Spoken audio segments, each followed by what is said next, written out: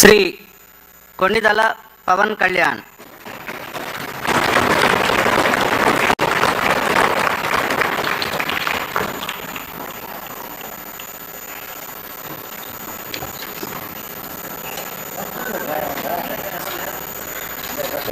కొణిదెల పవన్ కళ్యాణ్ అనే నేను శాసనసభ సభ్యుడిగా ఎన్నికైనందున శాసనం ద్వారా నిర్మితమైన భారత రాజ్యాంగం పట్ల నిజమైన విశ్వాసం, విధేయత చూపుతానని, భారతదేశ సార్వభౌమాధికారాన్ని, సమగ్రతను కాపాడుతానని, నేను స్వీకరించబోయే కర్తవ్యాన్ని శ్రద్ధాశక్తులతో నిర్వహిస్తానని దైవ సాక్షిగా ప్రమాణం చేస్తాను.